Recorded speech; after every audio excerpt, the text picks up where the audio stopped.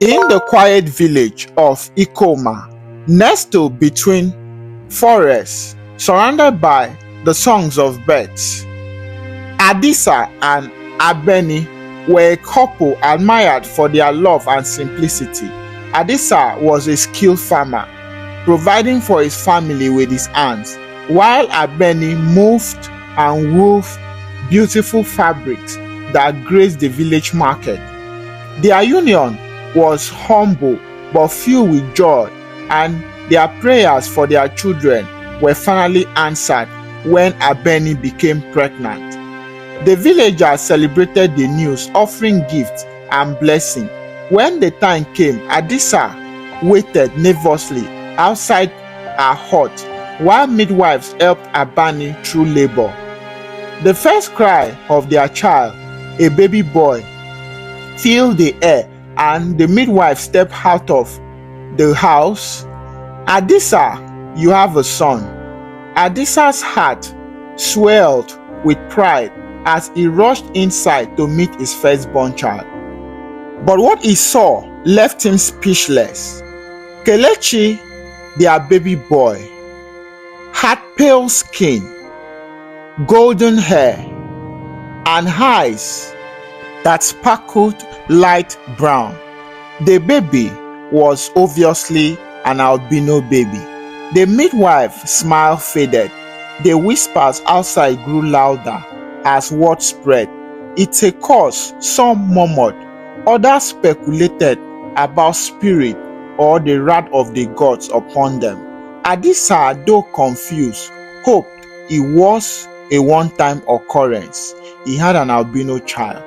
He chose to defend his family, brushing off the villagers' whisper.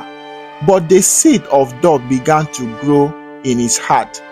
2 years later, his wife, Abeni, became pregnant again.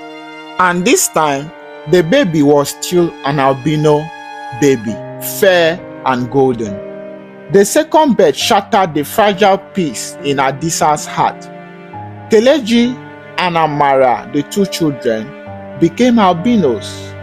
They became the center of suspicion and gossip, and the fear in Ikoma village grew. Villagers kept their distance, friends avoided Adisa, and the relative whispered behind their back, "Send her away," Adisa's cousin urged. "This child is not yours. Abeni has betrayed you. Those children cannot be yours." Adisa's anger boiled over. One evening, after another round of confrontations with his relative, he stormed into their small hut, his voice filled with rage. "Who is the father of these children?" he demanded, glaring at Abeni, his wife. Abeni looked up in shock, clutching with Amara. "Adisa, how can you say this, my husband? You are their father. How can two black parents give birth to white children? I am ashamed." Tears streamed down Abeni's face as they swore by the gods that she had never been unfaithful to the husband. But Adisa, consumed by doubt and the weight of the villagers' accusations, ordered her to leave. Just as Abeni broke into tears, crying, holding her two children tightly, a calm voice interrupted. "Adisa, stop this." It was Baba Uche, the village health worker, known for his wisdom and knowledge of modern medicine. He had overheard the commotion and stepped forward. "Adisa," Baba Uche began, "you are wrong to accuse Abeni, your wife. Your children are albinos. They are just white. It's a genetic variation." "Albinos?" Adisa frowned, confused. "What does that mean?" "Yes," Baba Uche explained. "It is a natural condition caused by the lack of melanin. This is why their skin is pale, golden, and fair. Their hair is golden, their eyes brighter and lighter and shaky. It has nothing to do with curses or spirit or infidelity. It doesn't mean Abeni has been unfaithful. to you or your marriage. These children are yours, Adisa. The villagers, drawn by the argument, gathered around to listen. Baba Uche's words silenced their rumors, replacing fear with curiosity and wisdom. They are normal children, but they need extra care to protect their skin and eyes from the sun. Baba Uche continued, instead of shunning them, you should protect and love them. They are God's gifts. Adisa's anger melted into guilt. He turned to Abeni, his wife, who was still crying, and knelt before her. My wife, Abeni, he said, his voice trembling, forgive me, my love. I let ignorance blind me. I doubted you and failed our family. Please forgive me, my love. Abeni embraced him. Their children held tightly between them.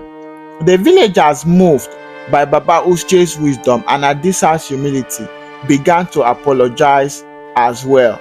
Everybody came together to apologize. With Baba Uche's guidance, Adisa and Abeni began to educate themselves and the villagers about albinism, the rare genetic disorder. These children, once seen as a COS, became the symbol of resilience and love. Adisa, once filled with doubt, transformed into a fierce protector of his family and his children. The couple taught the villagers how to care for Kelechi and Amara, the albino children, ensuring they were shielded from the harsh sun and treated with kindness. Baba Uche continued to visit different nearby villages and community health centers, sharing knowledge about health care and dispelling myths that had plagued the community for generations. Over time, Kelechi and Amara grew into bright, confident, and intelligent children. They were no longer feared, but celebrated. Kelechi's intelligence and curiosity charmed the elders, while Amara's gentle nature endeared her to everyone. Adisa and Abeni, the couple, began to prosper.